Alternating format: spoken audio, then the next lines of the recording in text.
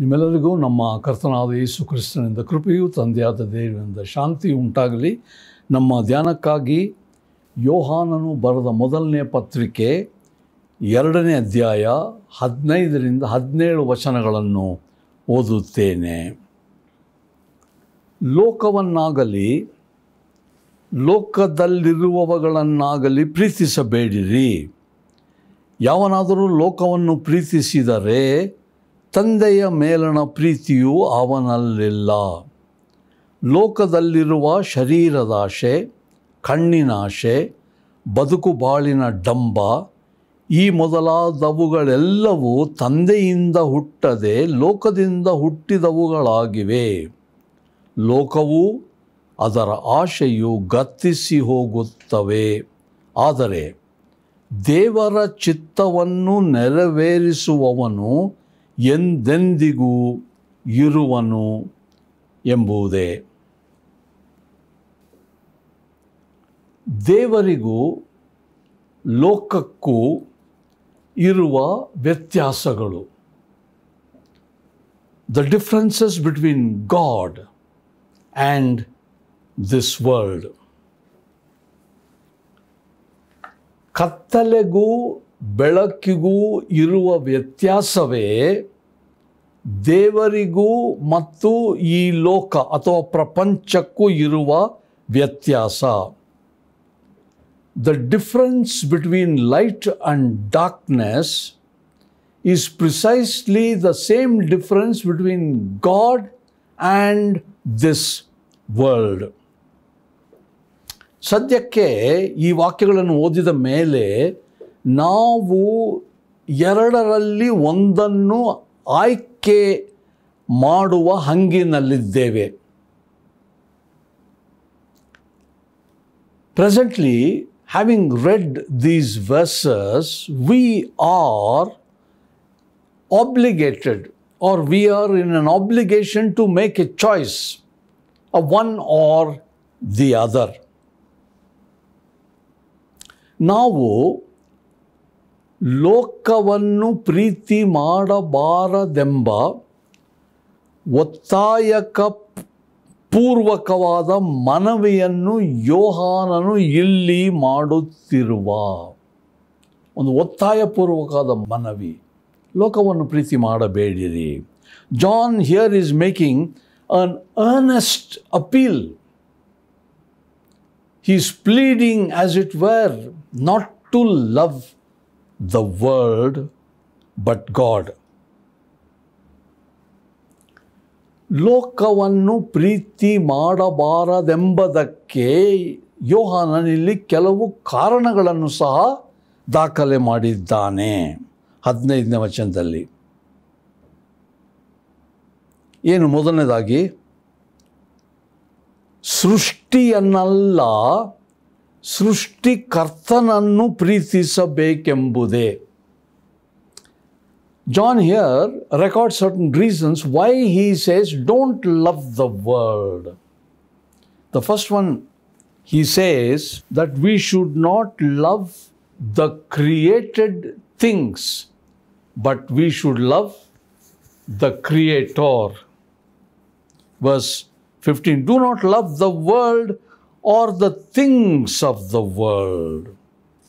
ಯಾಕೆ? ಏನು ಕಾರಣದಿಂದ ಈತನು ಹೀಗೆ ಹೇಳ್ತಿದ್ದಾನೆ? ನಮ್ಮ ಜೀವನದಲ್ಲಿ ತೃಪ್ತಿ ಇರಬೇಕಾದ್ರೆ, ಸಮಾಧಾನ ಮತ್ತು ಸಂತೃಪ್ತರಾಗಿರಬೇಕಾದರೆ, ದೇವರು ಸೃಷ್ಟಿ ಮಾಡಿರುವ ಯಾವ ವಸ್ತುವಾಗಲಿ, ವ್ಯಕ್ತಿಯಾಗಲಿ, ಆಸ್ತಿಯಾಗಲಿ, ಸ್ಥಾನವಾಗಲಿ ಖಂಡಿತ ಸಹಕರಿಸಲು ಆಗುವುದಿಲ್ಲ. ಬದಲಿಗೆ ಯಾರು ತೃಪ್ತಿ ಮಾಡುವಂಥದ್ದು? ಕೇವಲ ಸೃಷ್ಟಿಕರ್ತನೇ. ಸೃಷ್ಟಿ ಮಾಡಿದವುಗಳು ನಮ್ಮನ್ನು ತೃಪ್ತಿಪಡಿಸುವುದಿಲ್ಲ. In our life on this earth, if we need to be content, if we ought to be having peace and satisfaction, all the created things we have got, whatever it is, object, articles, gadgets, artifacts, property, position, money, will never give us peace and contentment. Instead, only the Creator of all these things will give us the needed contentment and satisfaction. ಕಾರಣ ಯಾಕೆ ಲೋಕವನ್ನು ಪ್ರೀತಿ ಮಾಡಬಾರದೆಂಬುದಾಗಿ ಹೇಳಿದ 16-17 ವಚನಗಳಲ್ಲಿ ಆತನು ಹೇಳ್ತಾನೆ. ಲೋಕದಲ್ಲಿರುವ ಶರೀರದಾಶೆ, ಕಣ್ಣಿನಾಶೆ, ಬದುಕು ಬಾಳಿನ ಡಂಬ, ಈ ಮೊದಲಾದವುಗಳೆಲ್ಲವೂ ತಂದೆಯಿಂದ ಹುಟ್ಟದೆ ಲೋಕದಿಂದ ಹುಟ್ಟಿದವುಗಳಾಗಿವೆ. 17, ಲೋಕವು ಅದರ ಆಶೆಯು ಗತಿಸಿ ಹೋಗ್ತದೆ, ಅಂದರೆ ನಶಿಸಿ ಹೋಗ್ತದೆ. ಈ ಲೋಕಕ್ಕೆ ಭವಿಷ್ಯವಿಲ್ಲ ಎಂಬುದೇ ಆತನು ಹೇಳುವಂಥದ್ದು. ಇದನ್ನು, ಈ ಸತ್ಯವನ್ನು, ಈ ಲೋಕಕ್ಕೆ ಭವಿಷ್ಯವಿಲ್ಲ ಎಂಬ ಸತ್ಯವನ್ನು 3 ತರ್ಕಗಳಿಂದ ವಾದಿಸ್ತಾನೆ ಇಲ್ಲಿ. The reason why he is saying don't love the world is because of verses 16 and 17. May I read? For all that is in the world, the desires of the flesh and the desires of the eyes and pride in possessions is not from the Father, but is from the world, and the world is passing away along with its desires. But whoever does the will of God will abide forever. 3 arguments he is presenting to prove not to love the world. ಮೊದಲನೇ ತರ್ಕ ಏನು? 16ನೇ ವಚನದ ಮೊದಲ ಭಾಗದಲ್ಲಿ ಲೋಕದಲ್ಲಿರುವ ಶರೀರದಾಶೆ. ಮೊದಲನೇ ತರ್ಕ. ಶರೀರದಾಶೆ ಏನಂದರೆ ಕೇವಲ ಇದು ಹಸಿವೆ ಬಾಯಾರಿಕೆಗಳು ಮಾತ್ರವಲ್ಲ. ಹಸಿವೆ ಬಾಯಾರಿಕೆಗೆ ಶರೀರದಾಶೆ ಅನ್ವಯಿಸುವುದು ಮಾತ್ರವಲ್ಲ. ಅಂದರೆ ನಮ್ಮ ಪ್ರಕೃತಿ, ನಮ್ಮ ವ್ಯಕ್ತಿತ್ವ ದೇವರಿಗೆ ಸ್ಥಳವಿಲ್ಲದೆ, ದೇವರಿಗೆ ಅಥವಾ ಆತ್ಮಿಕತೆಗೆ ಸ್ಥಳವಿಲ್ಲದೆ ಇರುವುದೇ ಶರೀರದ ಆಶೆಗಳು. ಅಂದರೆ ನಾವು ನಡೆಸಲ್ಪಡುವಂಥದ್ದು ಯಾವುದರಿಂದ? ನಮ್ಮ ಶರೀರದ ಆಶೆಗಳಿಂದಲೇ. The phrase that he uses in verse 16, the desire or the lust of the flesh, does not merely refer to hunger and thirst of our physical body. When he says the desires of the flesh, he means that section, that part of our personality which is without God. There is no room for God. In other words, we are living a life which is dominated by the senses and the desires of the flesh of this physical body. ಈಗ ಈ ಶರೀರದ ಆಶೆಗಳು ಯಾವುವು? ಹೆಚ್ಚು ಕಡಿಮೆ ಎಲ್ಲ ಶರೀರದ ಆಶೆಗಳು ಸಹ ನಮ್ಮ ದೇಹಕ್ಕೆ, ನಮ್ಮ ಬಾಳಿಗೆ, ನಮ್ಮ ಜೀವನಕ್ಕೆ ಅಗತ್ಯವಾದವುಗಳು ಮಾತ್ರವಲ್ಲ, ಯೋಗ್ಯವಾದವುಗಳು ಸಹ ಆಗಿವೆ. ಆದರೆ ಏನಾಗ್ತದೆ, ಈ ಶರೀರದ ಆಶೆಗಳನ್ನು ನಾವು ಕೆಳಮಟ್ಟಕ್ಕೆ ತಂದು ಅಥವಾ ಆಶೆಗಳನ್ನು ಹಾಳು ಮಾಡುವುದರಿಂದ, ಹೇಗೆ? ನಮ್ಮ ಸ್ವಾರ್ಥತೆಯಿಂದ, ನಮ್ಮ ಬುದ್ಧಿ, ನಮ್ಮ ಗ್ರಹಿಕೆ, ನಮ್ಮ ಮನಸ್ಸಿನಿಂದ ಅವುಗಳನ್ನು ನಾವು ಕೆಡಿಸುವುದು ಮಾತ್ರವಲ್ಲ, ಅಸಹ್ಯ ಸಹ ಮಾಡ್ತೇವೆ. What are the desires of the flesh? In fact, most of the desires of the flesh that God has created in us are not only good, wholesome, but they are required for us. What is wrong? The degradation, bringing them to a base level, which comes only because of our selfishness, because of our thinking and our own selfish ideas. ಉದಾಹರಣೆಗೆ, ರುಚಿಕರವಾದ ಅಡುಗೆ ಅಥವಾ ಊಟ ಒಳ್ಳೆಯದು. ಇದು ಒಳ್ಳೆಯದು ಮಾತ್ರ ಅಲ್ಲ, ಈ ಆಶೆ ಯೋಗ್ಯವಾದದ್ದು. ಒಳ್ಳೆ ಊಟ ಮಾಡಬೇಕೆಂಬುದು ಏನು ತಪ್ಪೇನಿಲ್ಲ. ಆದರೆ ಇದನ್ನು ನಾವು ಹೇಗೆ ಕೆಳಮಟ್ಟಕ್ಕಿಳಿಸೋದಂದರೆ ಹೊಟ್ಟೆ ಬಾಕತನ. ಇದು ಸರಿಯಲ್ಲ. For instance, good and fine dining, tasty food are necessary. There's nothing wrong in having very good and tasty food.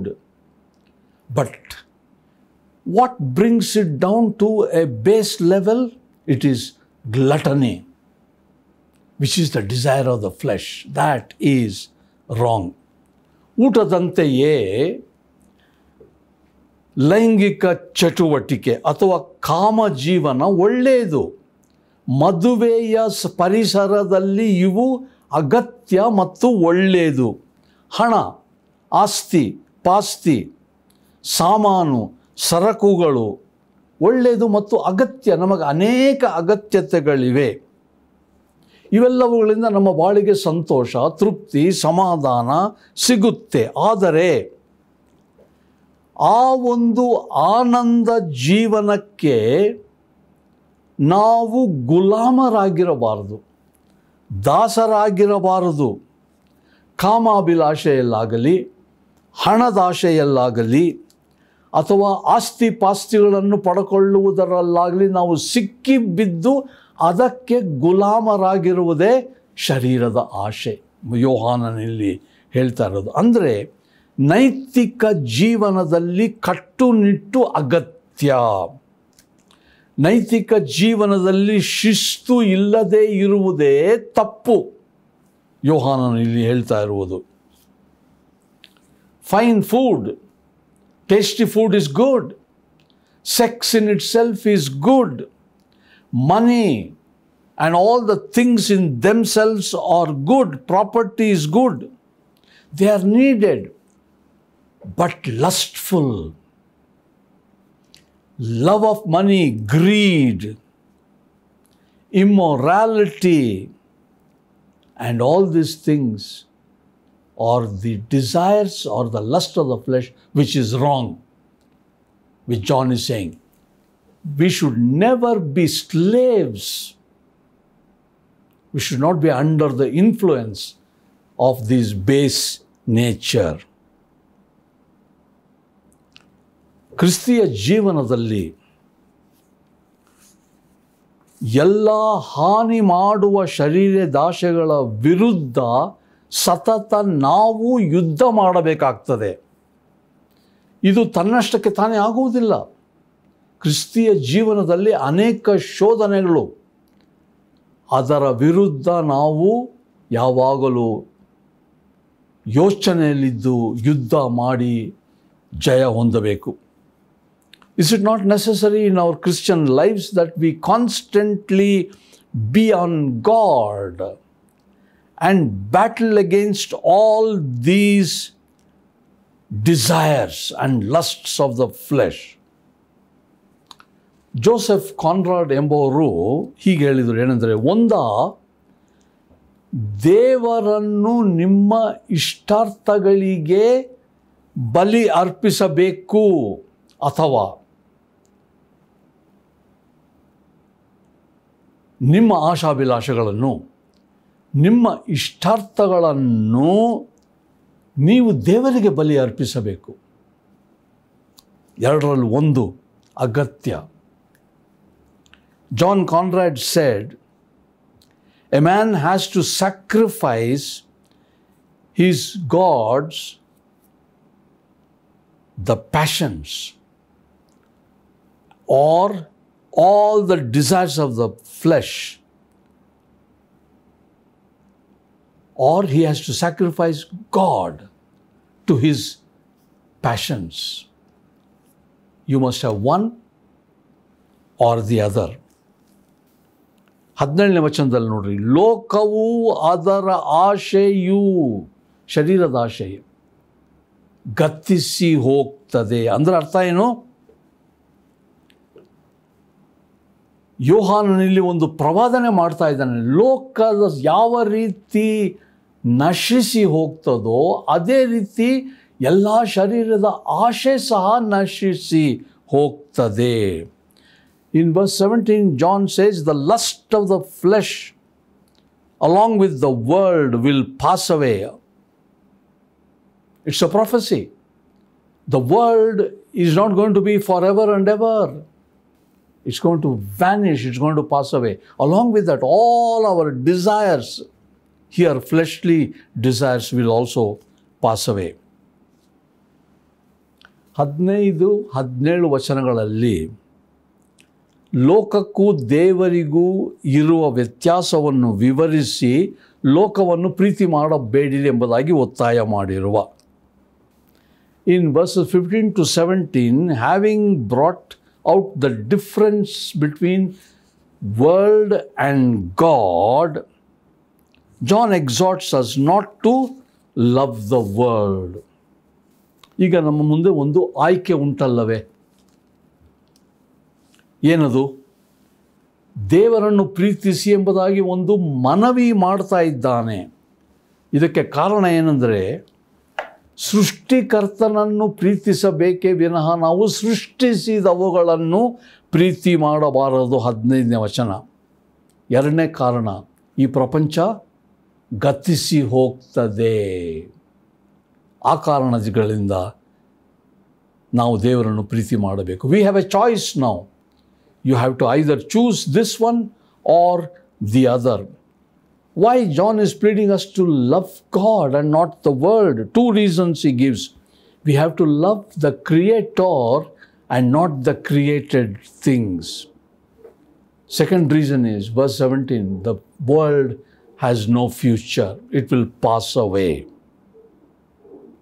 ಈ 2 ಕಾರಣಗಳ ಆಧಾರವಾಗಿ 3 ತರ್ಕಗಳನ್ನು ಉಪಯೋಗಿಸಿದ್ದಾನೆ. ಮೊದಲನೇದು ಯಾವುದು? ಶರೀರದ ಆಶೆ ಅಳಿದು ಹೋಗ್ತದೆ. ಇದನ್ನು ನಾವು ಯೋಚಿಸಿದ್ದೇವೆ. ಪ್ರಿಯರೇ, ನಿಮ್ಮನ್ನು ಕಾಡುವಂಥದ್ದು ಯಾವುದು ಹೊತ್ತು? ನಿಮಗೆ ಪೀಡಿಸುವಂಥದ್ದು ಯಾವುದು? ಯಾವ ಶರೀರದ ಆಶೆ? ಹೇಗೆ? ಆಲೋಚಿಸಿ. ಅಳಿದು ಹೋಗ್ತದೆ ಇದು. ಬನ್ನಿ ಯೇಸು ಕ್ರಿಸ್ತನ ಬಳಿಗೆ. ನಿಮಗೆ ಚೈತನ್ಯ, ನಿಮಗೆ ಶಕ್ತಿ ಕೊಟ್ಟು ಇವೆಲ್ಲವುಗಳನ್ನು ಜಯಿಸುವ ಶಕ್ತಿ ಆತನು ಕೊಡ್ತಾನೆ. For the 2 reasons that he gave, he is using 3 arguments. We have just looked at the first one, the desires or the lust of the flesh. What is bothering you? What is your worry? What is your concern? Where are you failing? Why there is no victory? If you come to Jesus, He will give you the victory. He will make you understand that the desires of the flesh will pass away. Only He is eternal. If you come to Him and ask for His help, He will certainly help. ನಾವು ಯೇಸು ಕ್ರಿಸ್ತನ ಬಳಿಗೆ ಬಂದು ಆತನನ್ನು ಬೇಡಿಕೊಂಡರೆ ನಮ್ಮೆಲ್ಲ ಶರೀರದ ಆಶೆಗಳನ್ನು ಆತನು ತನ್ನ ಹತೋಟಿಯಲ್ಲಿಟ್ಟುಕೊಂಡು ನಾವು ದೇವರನ್ನು ಪ್ರೀತಿ ಮಾಡುವಂತೆ ನಮಗೆ ಸಹಾಯ ಮಾಡ್ತಾನೆ. ಪ್ರಾರ್ಥನೆ ಮಾಡೋಣ. ತಂದೆಯಾದ ದೇವರೇ, ಸಂತ ಯೋಹಾನನ ಮೂಲಕ ನೀನು ನಮಗೆ ಅನೇಕ ಉತ್ಕೃಷ್ಟವಾದ ಬೋಧನೆಗಳನ್ನು ಮಾಡಿದ್ದಿ. ಇದರಲ್ಲಿ ನಾವು ಲೋಕವನ್ನಾಗಲಿ ಲೋಕದಲ್ಲಿರುವಗಳನ್ನಾಗಲಿ ಪ್ರೀತಿಸಬಾರದು, ಕಾರಣ ಅವುಗಳು ಎಲ್ಲವೂ ನಶಿಸಿ ಹೋಗ್ತವೆ ಎಂಬುದಾಗಿ ಹೇಳಿ ಇದಕ್ಕೆ 3 ಕಾರಣಗಳನ್ನು ಕೊಟ್ಟಿದ್ದಾನೆ. ಮೊದಲನೇದು, ಲೋಕದೊಂದಿಗೆ ಶರೀರದ ಆಶೆ ಅಳಿದು ಹೋಗ್ತದೆ. ಶರೀರದ ಆಶೆ ಒಳ್ಳೆಯದೇ ಅದರಲ್ಲಿ, ಆದರೆ ಒಳ್ಳೆಯದನ್ನು ನಾವು ದುರುಪಯೋಗ ಮಾಡ್ತಾ ಇದ್ದೇವೆ. ನಮ್ಮನ್ನು ಕ್ಷಮಿಸು. ಶರೀರದ ಆಶಪಾಶಗಳನ್ನು ನಾವು ಜಯಿಸುವಂಥ ಶಕ್ತಿಯನ್ನು ಕೊಡು ಸ್ವಾಮಿ. ನೀನು ಎಲ್ಲಕ್ಕೂ ಜಯವನ್ನು ಹೊಂದಿದಿ, ಎಲ್ಲದರಲ್ಲಿಯೂ ಜಯಶಾಲಿಯಾಗಿದ್ದಿ. ನಿನ್ನನ್ನು ನಂಬ್ತೇವೆ.